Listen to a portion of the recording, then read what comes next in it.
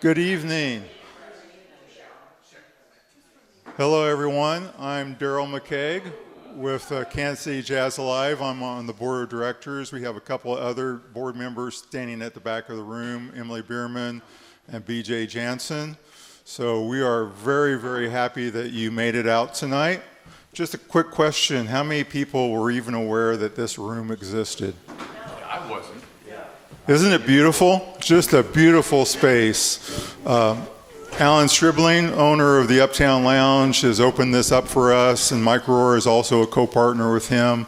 They've put together this room. You can book it for birthday parties, wedding, small groups. I think the seating capacity that they're saying is 50 people. So keep that in mind if you're looking for a space for a small group. This is just a beautiful space to use for that. I also need to put out a shout for our funders. A lot of what we do is based on grants, and so we want to give a big thank you to the Neighborhood Tourist Development Fund, to Spencer, I'm drawing a blank now.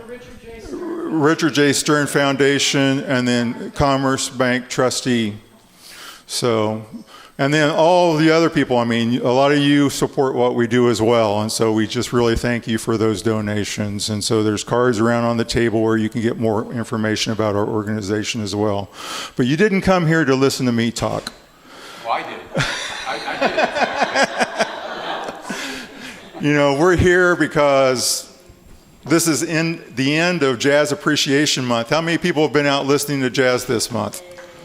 Awesome, awesome. Well, you still have a chance. There's going to be a jam session tonight right after our event, so you can get in some more jazz to finish up the month. But this is International Jazz Day, and we're very excited about this and really wanted to put this on because Kansas City has such a rich jazz legacy. And so we really want to honor that jazz legacy. We want to talk about what Kansas City jazz is today, where it's going in the future. Actually, it was kind of interesting. Some of us took a tour this last weekend down 18th and Vine, and our tour guide, Chuck Haddix, made a comment that Dizzy Gillespie met Charlie Parker right around 19th and Paseo. There was a little barbecue shop. So if you think about it, bebop was actually conceived in Kansas City. So anyway. Let's go with that. We've got our wonderful host, Steve Kraske, who will be our moderator for tonight, and I will let him give all the details about our panelists. Sounds good. Thanks, Daryl. Welcome, everybody. Yeah, round of applause for our guests. Guys, come in and sit down. Yeah. Well, today is International Jazz Day, and that's what we're going to be talking about tonight, what that means, and not only for the world, but for our community here. Some fun facts. International Jazz Day was designated back in 2011 by UNESCO. That's the United Nations Educational, Scientific, and Cultural Organization. Jake will be talking more about that in a little bit. Its purpose to highlight jazz and its diplomatic role of uniting people in all corners of the globe. Not a bad mission statement at all.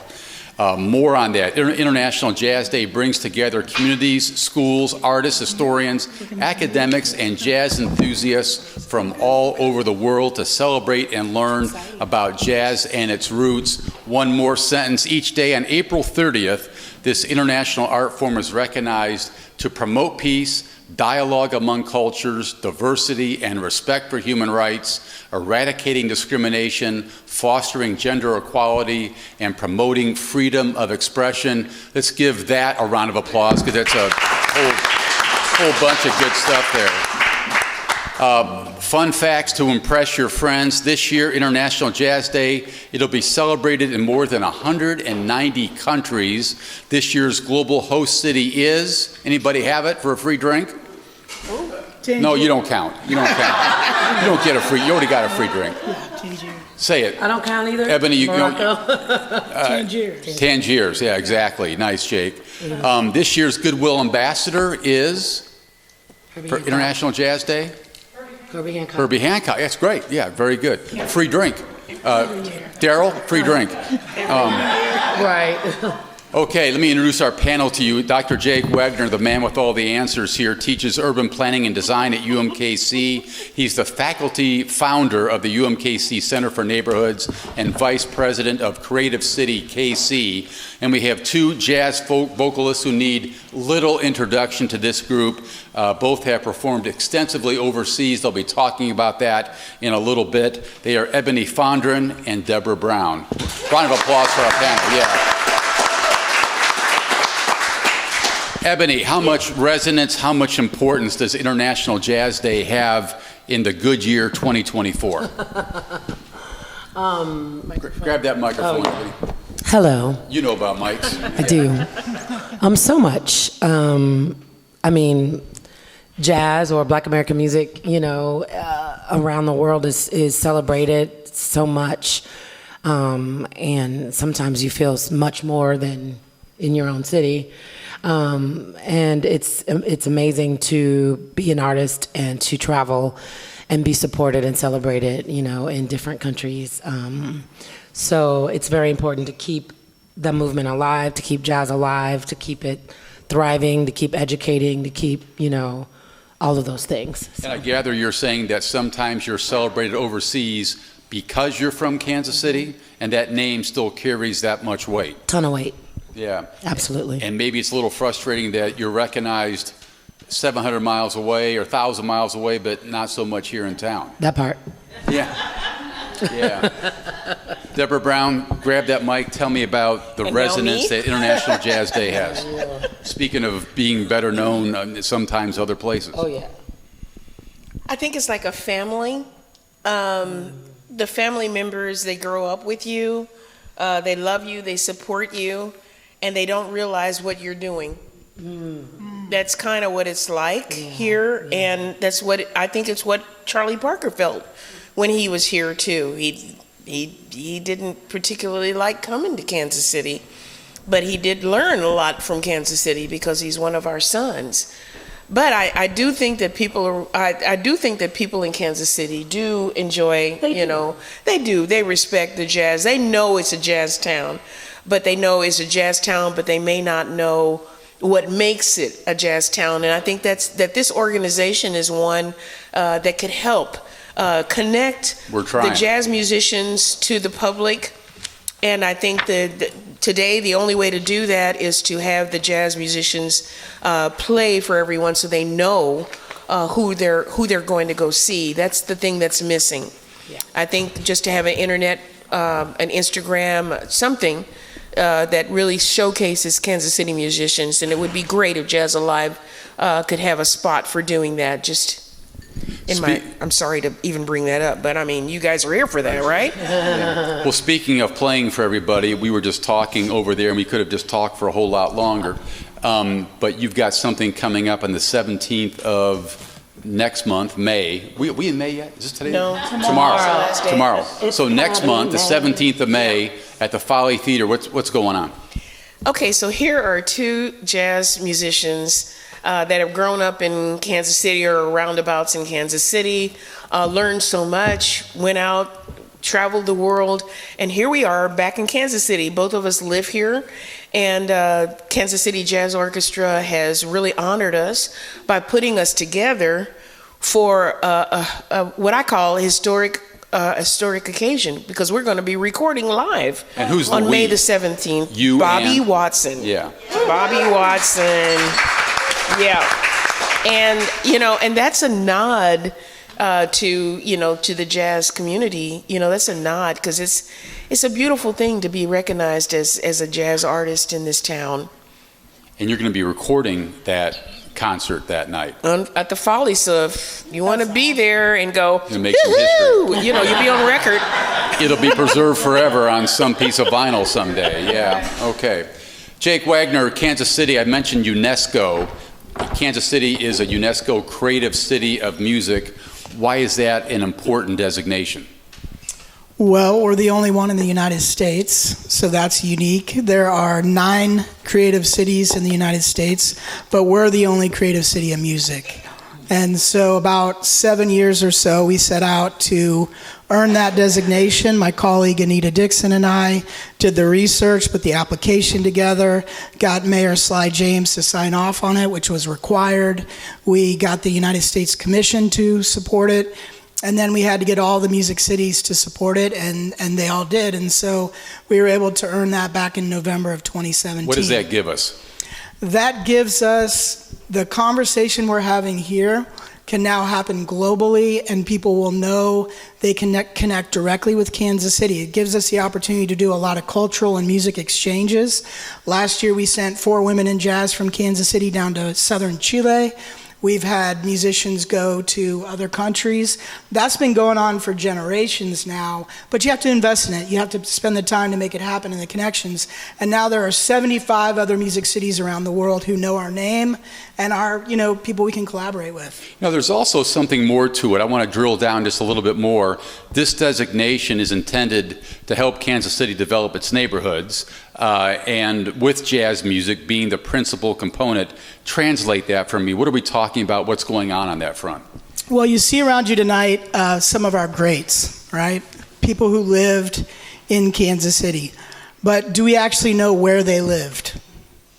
They had an address. When they signed up for Local 627, they signed on the dotted line with an address.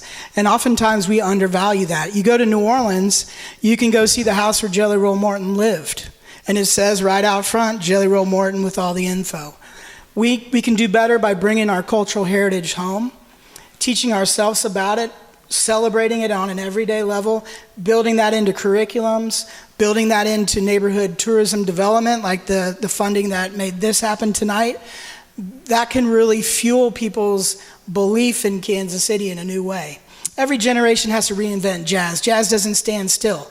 You have to keep it moving. You have to keep the culture fresh. Young people need something where they're like, hey, this is cool, I want to connect. And that sense that you're from somewhere is really important. The designation is also intended to help implement something called a jazz corridor nationally, internationally, and I'm quoting here, which identifies all aspects of jazz for the national and international creative consumer for entertainment, education, historic preservation, and business purposes. Again, Jake, this means there's interest in turning Kansas City, into a jazz tourism designation, right? Well, here's how I think about it. For this group tonight, okay? Not everybody's a sports fan, okay? Love sports, it's awesome. I don't travel for sports, right? It's just not something I do. I'll travel for the World Cup when it comes to Arrowhead. That's about as far as I'm gonna go, okay? But the point of it is, you can build the infrastructure for tourism, but you gotta build the story. Why should I come to Kansas City? I could go to Dallas, I could go to Seattle, I can go to Miami, I can go to New York City. Why come to Kansas City?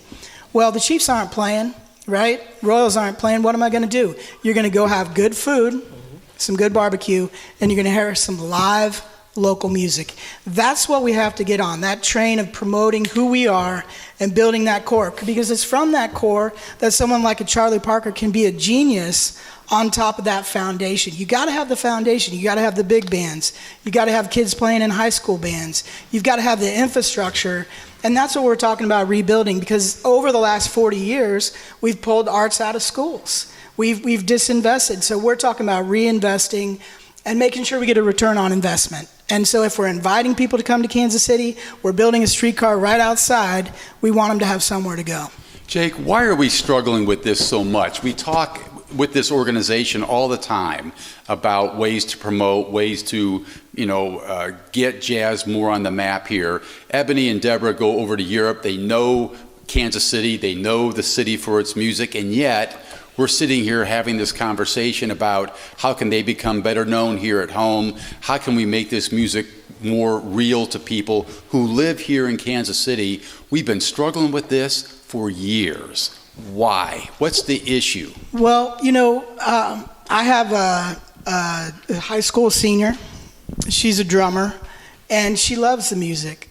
And she's grown up playing it, and she's able to go to Westport Coffee House. That's like the one place the kids can go. And so part of it is like, what do we value? What do we value as a city, and how easy do we make it? This metro area is 2 million people.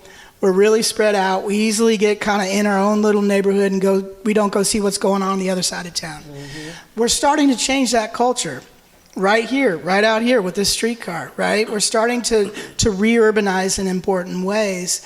And so it is about building both the human infrastructure, reinvesting in the cultural infrastructure, as well as this physical infrastructure. So events like this are great, but we need to build that momentum. We feel like we're getting some momentum with the current council. We've been able to get a couple council people to go to annual meetings of the Music Cities, and that's really important for them to see what other cities are doing. That's on the city infrastructure side.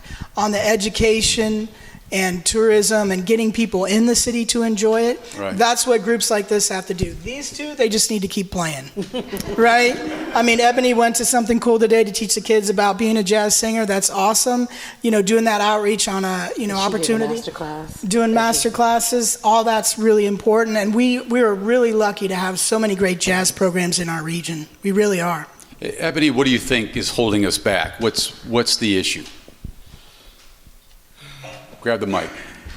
I had to collect my thoughts. For me, it's something that, we've created something that we're looking at working at, and is the importance. I feel it's from the city's representation. Tourism, again, I think is a huge thing, but also you go to Memphis, you go to New Orleans, you go to Austin, you've got all of these things where the city, is investing in the culture of music in that particular city. I feel we don't get that from Kansas City. And so I want to know, with cultural budgets and things like that, where's the support for music, for jazz music, not arts as a general category, but for the musicians. People are going to school and they're studying, and we've got world-class universities and programs and, people winning awards and traveling all over the country and doing great things. But if it's considered a cultural enrichment and not an actual career, that's supported by city government or something like that, then, it's going to be hard for, I think, it's Kansas City's an onion, and you peeled that back the layers. And when people come here, there was a time when I had people coming into town and I could take them to 3 and 4 different places to hear jazz, and it's can count it on one hand now. Right. And why are clubs getting away from that? Why are hotels getting away from having jazz music programs in their bars? And, what's the reason? Is it, are the crowds not interested? People that are in hotels are tourists. Yeah. They're coming into Kansas City. They're not local people. So why isn't a Intercontinental or a President Hotel that has the historic drum room, having a jazz program? Why are they not cultivating that? Is it corporate? Is it they just don't? You know what I mean? That's where my curiosity lies. I was going to say, if a member of the city council was sitting in here with us tonight, he or she might say to you, Eboni, that all sounds great, but this city has spent tens of millions of bucks refurbishing the Jazz District, trying to bring it back into life, putting new signs up. We're building a new Negro Leagues baseball museum. All these things are happening. What's the issue, Eboni? I don't think it's just the Jazz District. Jazz doesn't live just on one street in one district. You've got the Plaza, you've got Overland Park, you've got Westport, Brookside, Midtown. It's not just the district. You've got people coming in and building hotels all over the city, building restaurants, and new things are popping up down on, there's a new place that's coming, and it's going to be jazz inspired. They're going to have each room is going to be a jazz theme. I wrote about are you going to have a club that's going to hire jazz musicians? Right. Right. So coming to town and build all of these great things, support, and have in the airport, you've got trumpet sculptures and and all these things, but it's like, once you get out of the airport, then what? And if I hear you right, you're saying you'd like to see more support for the musicians themselves, not for the infrastructure of rebuilding 18th and Vine. Am I hearing that right? We've been making $100 a gig for 40 years. Yeah. 50. There you go. You know what I'm saying? But who's counting? We are. I know. Deborah, what do you think's holding us back? What's your sense, having traveled as much as you've traveled, what's holding us back? I look at it very differently. I've been around the world. I've seen a lot of places, been to New York, been to, Moscow, been to, Amsterdam, been to all these different places. And there's more places to play jazz here than any place in the world. Amen. That's the weird thing, Here in Kansas City. Yeah, yeah. When you look at the Jazz Ambassadors magazine, right, and you look at all the places that people are playing, they're gigging, and they're playing jazz. Yeah, of course. There's a lot of music in the town. There's pop music. There's all different kind of music that they play in town. But I feel like there's a lot of places to play. But this is the thing. Maybe it's a little sensitive to me, but it's a little sensitive. And I hope you don't take this the wrong way. The musicians have got to step up their game, and they're beginning to. I don't step up their game. particularly. How? What do you mean? You have to draw people to you. When you're at that level, you have to perform the kind of music that people want to hear. You have to step up your game. You have to be there. You have to work at building your own crowd. And the Green Lady has taken that out of the music. Excuse me about Green Lady, but the Green Lady has taken that out of the musicians' hands. Mm-hmm. They've established a place where you can go and hear musicians in a suit play original songs, and it's backwards to me. Yeah. Backwards in what sense? Musicians should take their own initiative in order to be able to play the kind of music they want to play, because the thing about it is, like, I had a very famous musician, Horace Parlin, who played with many. He was the motor behind Charles Mingus. He said, and he writes beautiful music, but this is what he said to me. He said, I'm not going to do all music, an album of all my own music. It's too boring. You got to play some other things. You got to play some standards. You've got to do some other things with songs. So that's the thing. The musicians have to actually take their stance. They have to perform their music. They have to generate their own audience. And that's something that musicians don't particularly do. Eboni, if we're talking that you've been around for as long as you have, you're as respected as you are, and you're gigging for $100 a night. When you say support for musicians, what does that singers look don't like? gig for $100 a night. No, Okay. Singers don't do that. Anyway. Okay, but what does more support for performers look like to you? Oh gosh. Maybe it's an allocation of the budget from the city that is then given to venues to set a standard price of to support a program that can pay musicians more than when you go to a place and say, well, this is all I got. Yeah. But you're also charging a cover, and you're also making bar, and you're also making food. But this is all I got. It's $500, for a 4-hour gig. That's all I got. And you're just like, you just made $1,000 off the door. Like, make it make sense. Yeah. Yeah.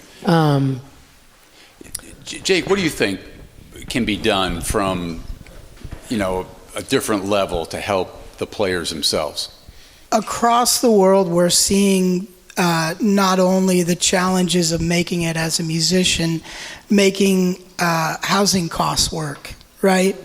City's always talking about affordable housing. Where's the programs? We've got the Pendleton Arts Block, was one of the first buildings that was built as affordable housing specifically for artists. Same thing can happen in New Orleans at the Musicians Village. You can have a deliberate policy, an intentionality around supporting the people who are building your culture. You invest in them, they're investing in your city. In terms of clubs, Eboni's right, you can have matching funds. And sometimes that's really critical because as property values go up, these clubs might be at risk. A few years ago, we saw the mayor of London, UK, at an international conference in Italy talking about they have a phone call. They have a dedicated line for culture at risk. So there's literally one phone number in the city of London you can pick up and call and say, hey, I'm concerned about paying the rent, and I want to keep this club open so we can have the culture. There's a lot of work in New York City right now being done around zoning, trying to zone in things that are often zoned out, like live music. There's a movement across the world to change noise ordinances, which makes it sound like anything loud is noise, to just a simple shift to sound ordinances. So we start to measure the level of sounds, shift the mentality away from the idea that, loud music is noise. So we see a lot of subtle changes, but they're backed by public policy. And you've got a budget, you're deciding what you want to spend that budget on, and you have to build a policy agenda, and you have to measure and evaluate and say, we put this much in and here's what we got out of it. I understand the concern about 18th and Vine specifically with this idea that we've put in all this and what have we gotten out? To me, that's a lack of communicating the narrative of, what have we gotten out? What have we gotten out of the last 40 years? First of all, we still have 18th and Vine. It's still on the map. You have the Gem Theater. You have a lot of good news we're not covering. And in my experience, the news is ready to cover the bad stories like that. Hey, getting a little I'm not close to talking home about here. Steve Kraske. We know, I'm not talking about radio here. I'm talking about TV, man. Come on. Yeah. No, but the point of Yeah. it is I've witnessed it in my life of the press folks not showing up when we got the Creative City designation and had a press conference at Union Station. Few people showed up. The next day or a week or two, there's some bad story coming out of 18th and Vine, and you see all those TV trucks lined up. So that's part of the narrative. We've got the groups like this can put out the positive narrative around the value of jazz to the culture, around the value of live music. Enrique Chi's doing fascinating work looking at the kids he's working with in his music programs and looking at the impact on childhood trauma. And we know from those brain scans of those kids that if they're in a music program, it helps reduce their stress and anxiety and brings that all down. We've got all kinds of kids facing trauma who need a saxophone. They need a trumpet, they need a guitar, they need drums. They don't need to have easy access to guns, right? So we could talk about how are we shifting the public policy, how are we, shifting the culture in a positive way and making sure kids have access to band. It helps with math scores, it helps with reading, it helps with working together in groups, solving problems. Jazz is complex, it's not easy to figure out and you gotta work together, right? To Jake's point, and My mind was somewhere else. I'm listening to you. I'm definitely listening to you, but at the same time, I'm thinking about my brother, who works at the KIPP Academy, and he has. It's really something there. He is sharing. He's sharing my music and as well as other musics, and today, at the Kansas City Community College, along with Paseo High School.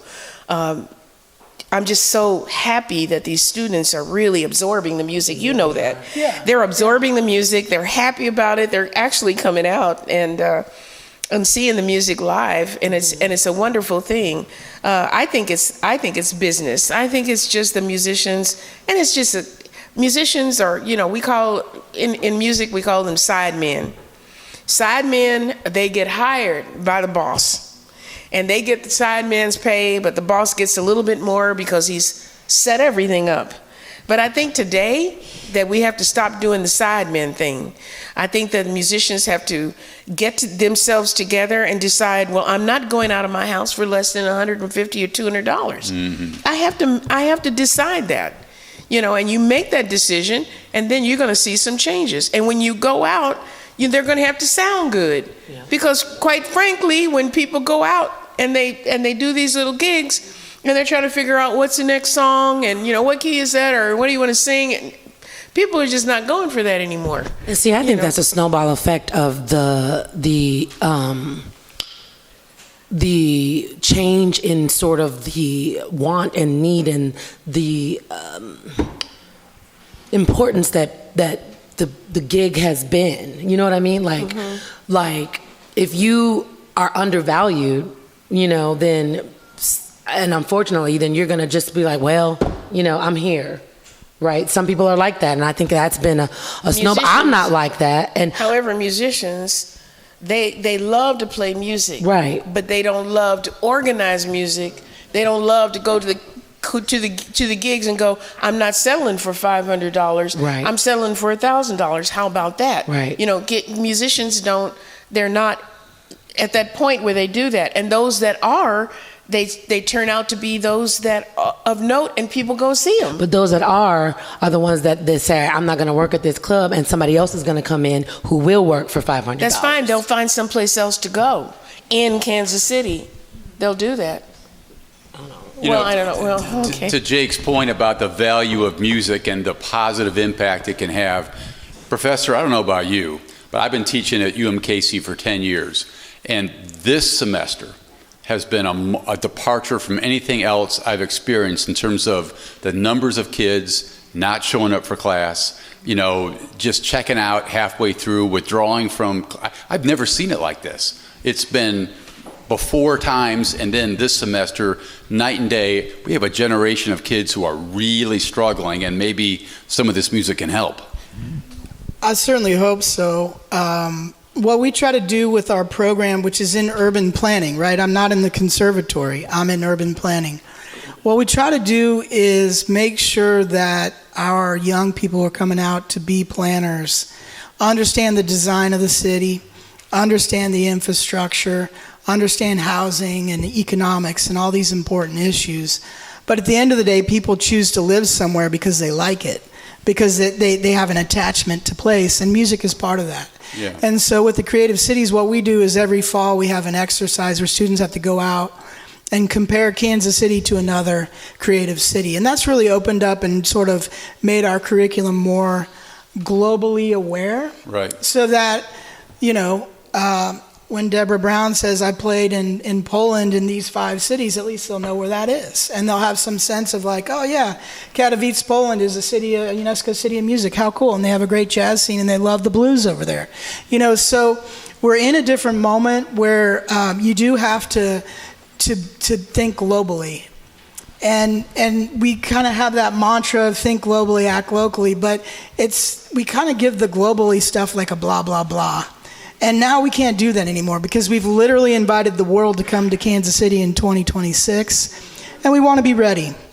We want to be a good international host.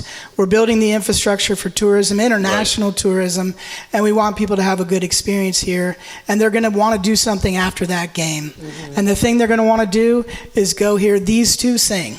I can guarantee it. Because around the world, that's what Kansas City is known for. You mentioned this artist village. I'm working on it. She wants a gig. I'm working on it.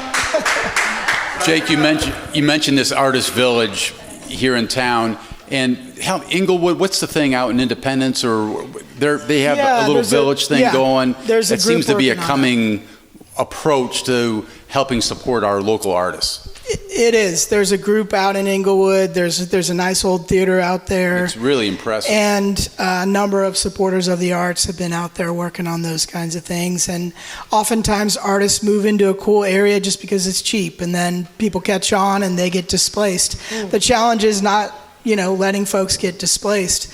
And let's go back to 18th and Vine for a minute. There's nothing wrong with 18th and Vine that a couple thousand housing units won't solve.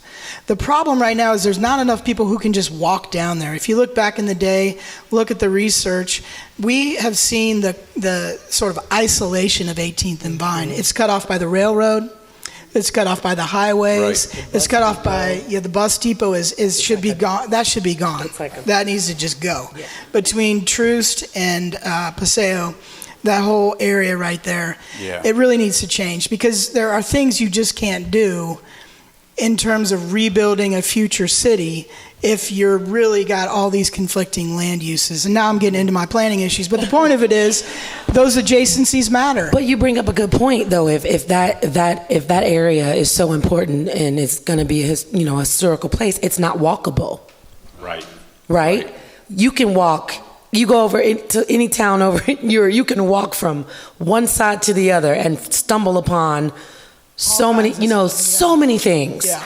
I can go in one direction in Paris one day and go in the same direction the next day and see completely different things. Yeah. And, and it's like, but to walk from Grand to 18th and Vine. Forget it. It's a huge. What am I seeing? Yeah, what am I doing? Exactly. What do we do about that, Jake?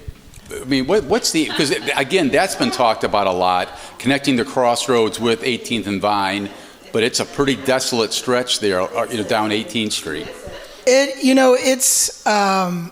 is a set of decisions for each of those properties along 18th Street. As long as they're predominantly held by private individuals, then you're going to have those sort of ensemble of individual choices. Yep. The idea is to grow the crossroads and 18th and Vine together. And to do that, you have to overcome some of those land use issues that are there. It's totally doable. Yeah. I mean, if they can rebuild Krakow, Poland after World War II, I think we can rebuild 18th and Vine, okay?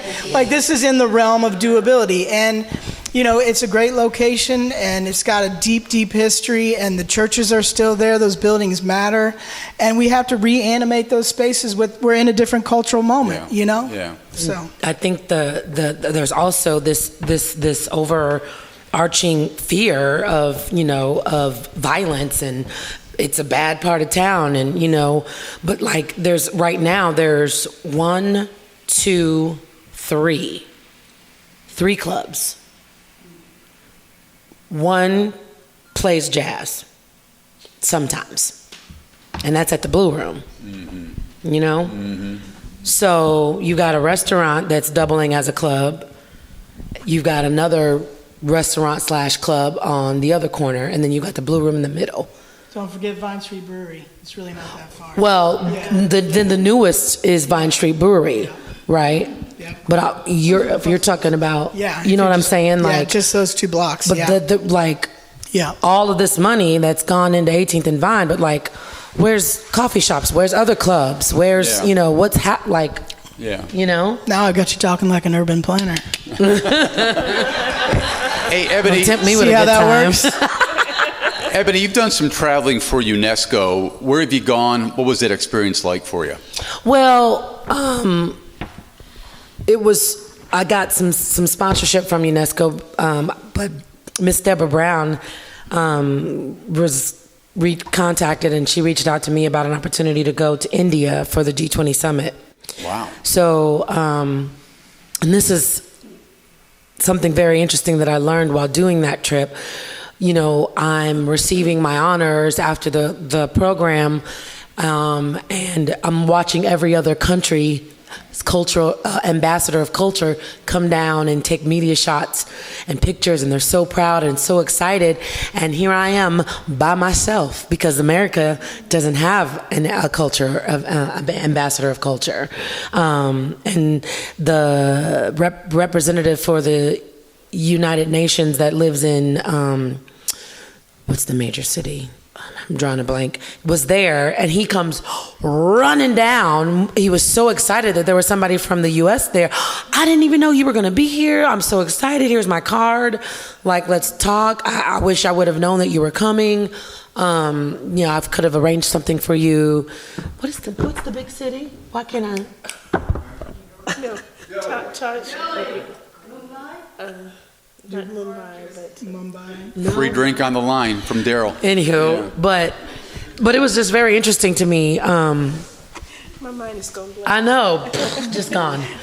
That, and then I was like, wait a minute. New Delhi. So, thank you. So I was like, why don't we have a culture, Minister. Okay. Minister of Culture? Thank you. The reason why is because in the 80s, the United States pulled out of UNESCO. Right. How do I know that? Because I was in Bulgaria for the UNESCO meetings when America pulled out, then Great Britain pulled out, then all the people around the world pulled out. And I was in a hotel called the New Otani, which is a Japanese hotel. What happened? It was crazy. Nobody was there. Before I had gone to this beautiful hotel. The show started in the evening. it was a mixed show. It was a lot of different things. I was one of the entertainers that was on the program. I had charts that the band played for me, and then they had different acts from around the world, and the place was packed. It was a huge place. Every place in that part of the world is huge. So what happened was, when America pulled out, everyone pulled out. They had UNESCO meetings and no one was there. So what happened, they blamed me and decided they would go ahead and I was like, I'm not going to even come to the show anymore because nobody's here. Why should I even play? Yeah. But they ended up paying me money and gave me the ticket to go back home. So it's been a mess ever since that time. So it's not something that the United States is really into. They're beginning to get back into it. But that was, and the reason why, too, a lot of things happened to. Remember when the Pope was assassinated? There was an assassination attempt on the Pope. It emanated from that hotel, and that's where the UNESCO meetings were. So there was a lot of headlights on that hotel. Wow. And things that were happening. It was really a very odd, out-of-body experience, and I have never, ever been scared before, but that is the most frightened I've ever been traveling around the world. And I've been to some scary places, y'all. But that was a very, very frightening experience. You know, tough question, Eboni. As you think about our future here, how much do we evolve from this point, you know, hanging on to modern jazz? How much do we evolve from this point hanging on to our past? I mean, what's the combination? We have this, you know, very important history here in this town, and we're known for that. How do we toggle back and forth between the future and the past? I mean, I think education. I think you've got artists like myself who, you know, my love is for the standards and for the sort of old school jazz. Right. But I also like to mix in, you know, a little bit of a modern feel, and I think you celebrate it all. You continue to, you know, whether it be venues booking, you know, a variety of artists, stations playing a variety of music. Right. You know, education, continuing to teach about the history of jazz in Kansas City. Well, Mozart was born in 1756. Are people going to give up on Mozart's music and be like, that's old? Yeah. We don't do that, right? So when you have a musical innovation, a cultural innovation for more than 100 years, you've invented something worthy of preservation. The thing about the preservation of music is that it's through performance that it comes alive, which is why you have to focus on performers and entertainers who are carrying the craft forward. And that's different than what you can learn in a classroom, right?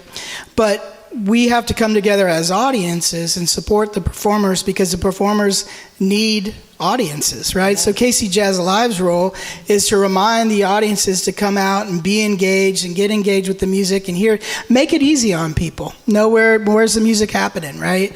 And then beyond that, the cultural significance. Having events like this, being able to talk about things, that's really critical. I do want to go back to UNESCO because I just was in Paris a few weeks ago. And, you know, UNESCO is very much associated with World Heritage, right? They have the World Heritage List around the world since 1972. And this kind of heritage is intangible heritage. Right? It's not a physical building. It's a thing we have to learn, we have to pass on, we have to practice to make it real. And that's really the recovering Kansas City jazz in a cool way. I was in Paris. I was looking at clubs. I saw New Morning had a good band. What were they playing? Kansas City Jazz. So people came out and they danced. Oh my God. They were doing swing dancing. And I'm like, where's that, Kansas City? No. How's Paris out shaking their booty and Kansas City sitting on the couch? I did a 3-day residency at a club called Caveau de Luchette.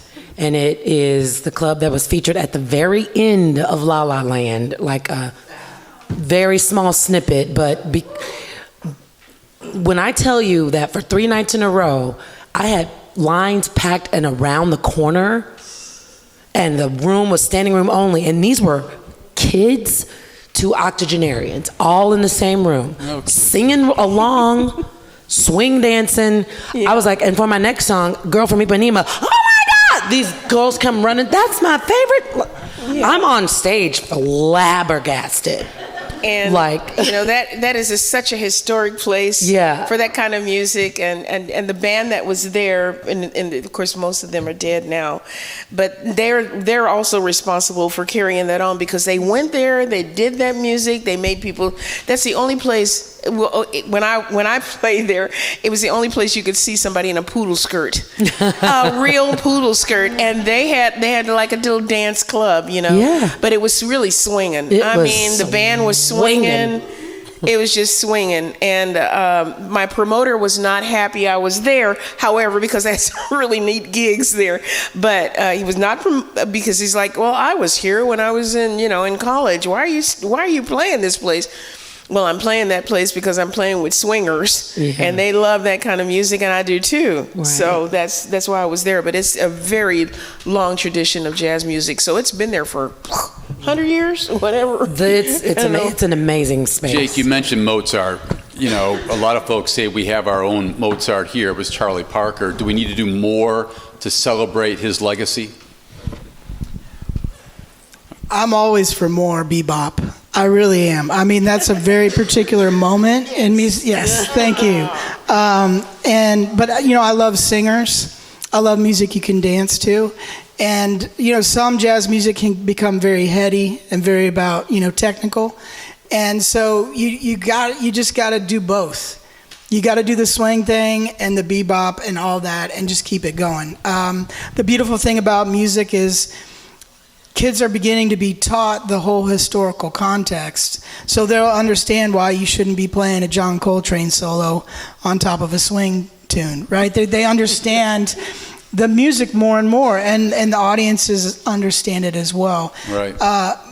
The more we can do, we have such a great legacy that Charlie Parker really should be like, the threshold you cross to over, and you just keep going. You never forget him, but you learn about all these other artists, and then you connect it to what these two ladies are doing today. Yeah. The thing about Charlie Parker is he's such a worldwide figure in the jazz world, and it's really nice every August when they have a saxophone player invited here in order to be able to, promote that legacy.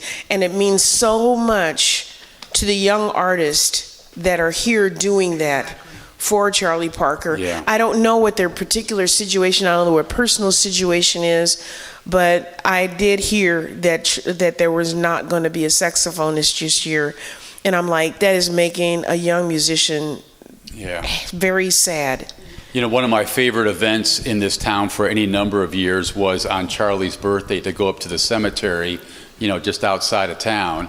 And it was a tremendous event. The BBC was here one year, the LA Times, lots of coverage, and then puff, it went away. Yeah. And I've never really maybe I'm stepping on bad feelings in this room, I don't know, but I thought that was a big mistake. It was a tremendous event. Yeah. A few weeks ago, we met with the county, we met with Frank White and his team, and we met with Troy Schulte, former city manager, to talk about both Highland Cemetery and Lincoln Cemetery. So Lincoln is where Charlie Parker is, and but as a jazz musician told me last night, he's not there. He's out here with us, in the music. He's not gone. So, but then Highland Cemetery is where everyone from Julia Lee to the Benny Motens are laid to rest in Highland. And so we were talking to the county about preservation, because that's one of the reasons to have a UNESCO designation, is to invest in the infrastructure around your historic sites, and really just starting to work on the county to say, we need to steward these places, we need to take care of them, and people need to be able to come visit and be safe out here. And know where they are. And know where they are, and we should have events like that to activate and animate the space once a year at least. Wonderful, wonderful idea. How about questions from the audience? We've given you a lot to chew on here tonight. Yes, sir. Yeah, no, thank you, Mr. Brown. The context about the forging, when you ask musicians to step up, right? Because my mom would frequently say to practice, right? But I thought that was really apropos. It may have been, I think I was the only one that clapped when you said something about whatever it was that went provide. But no, I guess I too carry a sense of like, because I got a couple gigs a week, right? But I have to really evolve. I have to look at things. I have to, social media, like, and getting a following, because where I'm currently at, it's all about the following. Like, they're happy with me, but they need seats filled. And I'm even like talking to you, then there's a couple other guys, like Calvin Coolidge is my uncle, he used to play around here, but he's a different kind of entertainer.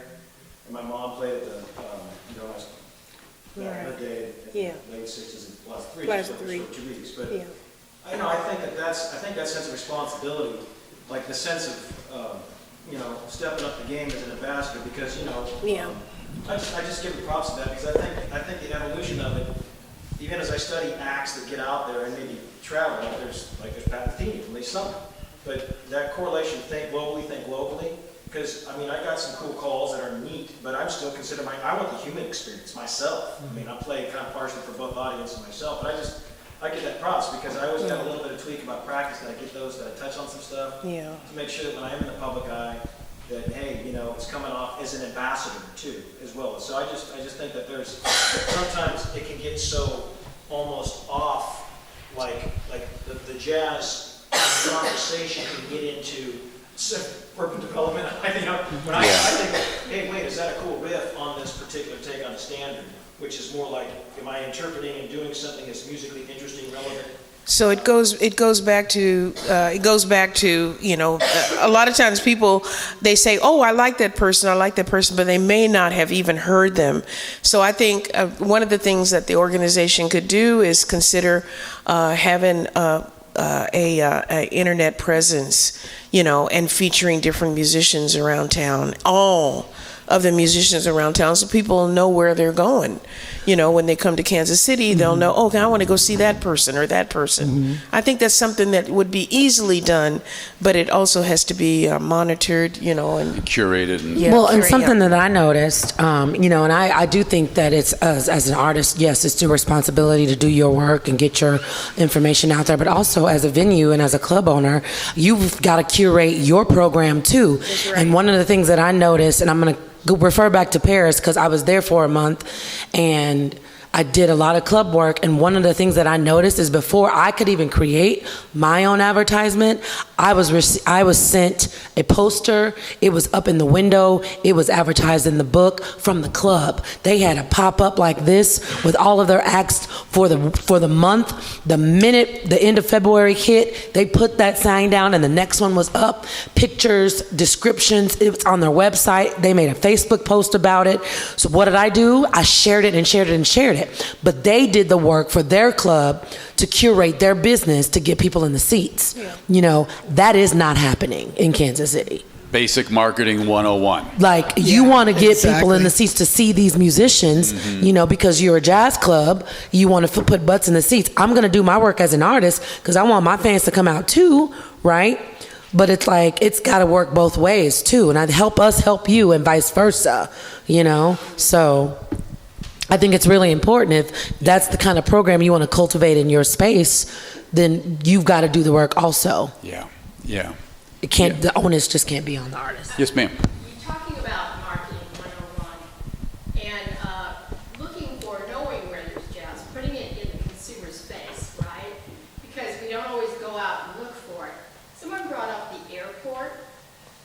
When I first flew in and out of that airport, and I saw empty spaces, like I kept thinking there could be a grand piano there and someone, working it. Down in the luggage, retrieval area, baggage claim, that's what it's called. To always have, especially when these big groups, the big groups that are coming into town, having them welcome people in with our heritage music. Yeah. As well as the pull-ups with jazz events and stuff in town. Yeah, go. The problem with that is there's no money for it. Well, I used to have a jazz combo that would play all the time. And I will also say, we have such a golden opportunity with the World Cup. When I get visitors, especially if they are from out of this country, where they want to visit? 18th and Vine. Yeah. They don't want to go to the plaza. They don't care about our shopping escapades. They want to go to 18th and Yeah. Yes, sir. Somebody mentioned Charlie Parker and the airport. The airport should be the Charlie Parker International Airport. Yes. That's a good idea. So one of the things, that's political action.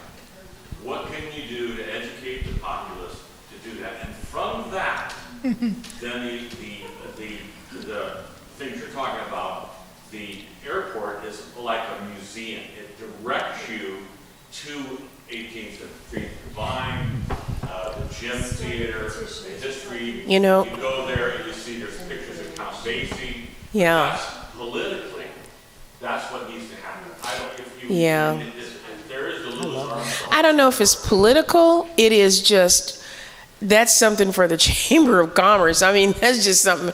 Now, when you fly into Stockholm, as you're going to go get your luggage and you're coming out of the airport, they have huge, 4 times the size of these posters of everyone that is Swedish that people around the world know. Every musician, every actor. I mean, Don't forget Bjorn Berg and his... Bjorn, there's so many pictures. It's amazing. It's great, yeah. It's amazing how many people you see on the way in or out of the airport. It's just amazing. Now think about this too.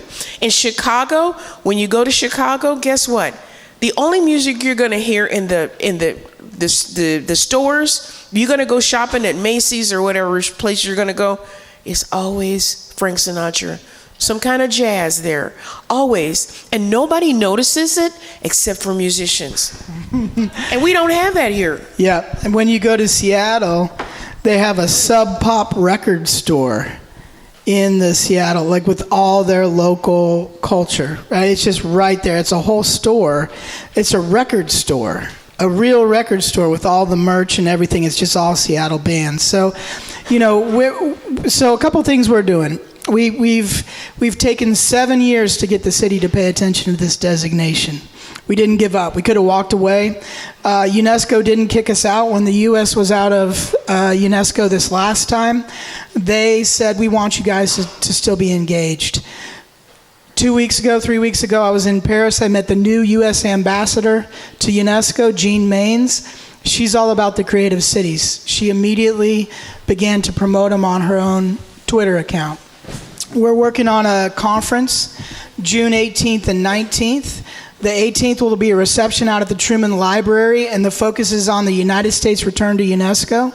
We're bringing in Ambassador Michelle Sasson. She'll be our special guest on the 18th, and then we're working on a number of speakers for the 19th. That'll be over at UMKC. The point of it is, don't give up.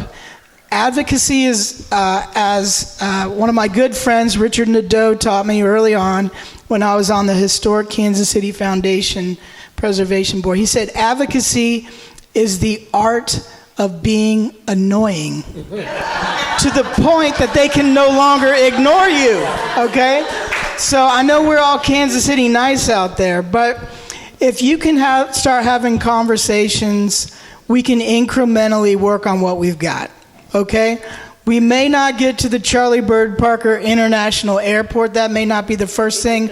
But when these folks are coming off the airport, we know that baggage exchange area can be a lot better. We want to work on a UNESCO kiosk so when people come off and they're waiting around, looking around, they can find out about us. We've got an office just 2 blocks down here, 1 East Armour, just in the old Wonder Bread spot down here. And we're building really an interpretive center because when people come here for the World Cup, we need to be ready. And so let's start getting ready now. Let's not wait until 2026. I love that Charlie Bird Parker. Yeah. That's the first time I've heard that, actually, which is kind of amazing now I'm thinking about it. Yeah. I have 2 questions. One is, Eboni, you were early in the program. You made reference to what some of the other cities that you visited, like Austin, and I can't remember the others, where the community was more culturally engaged in. Can you give me an example of something that they do that, I wasn't clear on what you meant by that. Well, it's just kind of one of those, like, Nashville has Broadway and Memphis has Bourbon Street, and from the minute you touch down that this you're going to go and there's going to be club after club after club, but you're on public transportation and you're on, you just know that there's going to be support and there's music and where to go. And you can ask some people, where do I go in Kansas City? They may send you to 18th and Vine, but again, there's one true jazz club on 18th and Vine, and it's live music on a Friday and a Saturday and a Monday.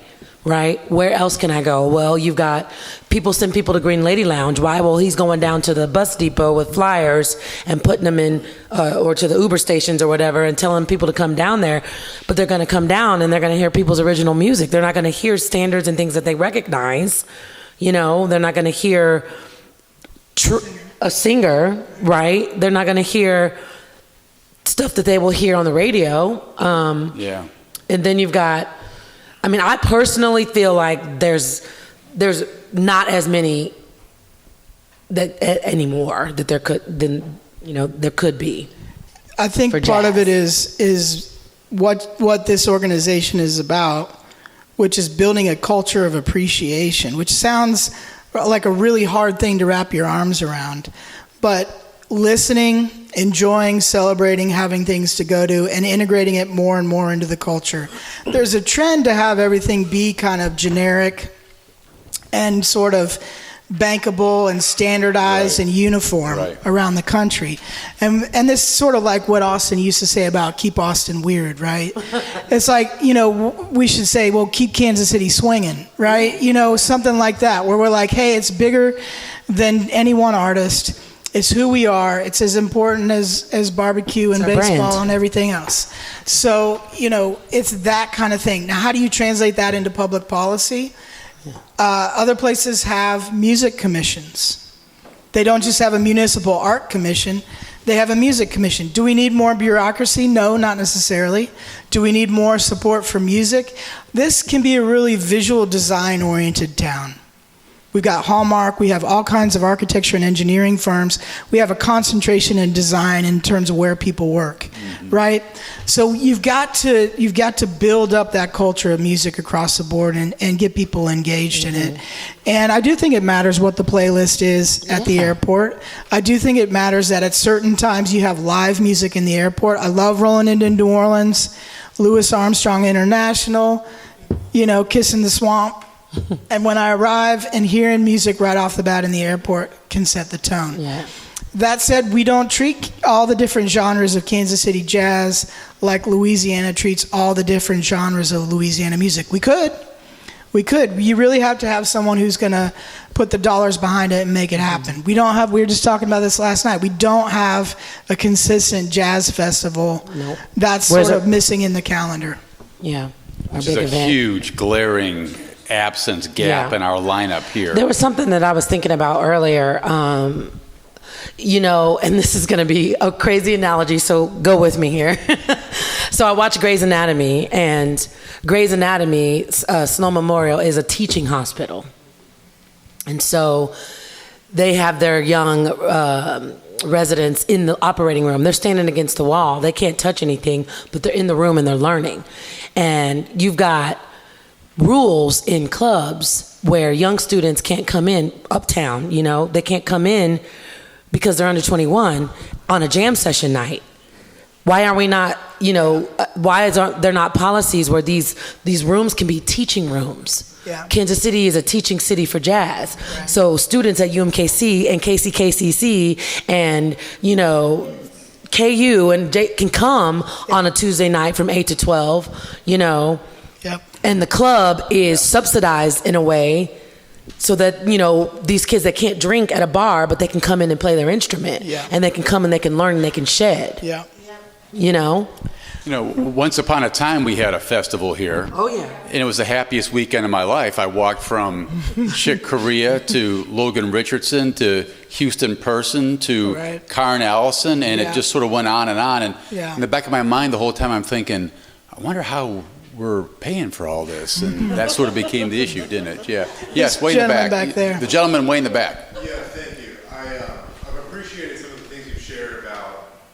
cities around the globe that just come naturally seem to you as you arrive, right? Paris, New Orleans, some of the things that they're doing. We talk about some of the things we can be doing in Kansas City, but us, the populace, like, who are the elected officials? What specific roles do we need to be paying attention to? And then what pressure do we need to be putting onto them? You know, what are the behaviors us as the Yeah. if you will, Yeah. can do to actually make that alive? Because I think if you talk to any person in the city, Yeah. like, hell yeah, we should be doing this. Yeah. And somewhere along the line, it's not happening. Right. Well, you've got, what we've been doing is we've been bringing people along with us. So in 2023, we brought Councilman Lee Barnes to Norrköping, Sweden. I can say it and I can spell it. Norrköping, Sweden. Yeah. And to see it for yourself, okay?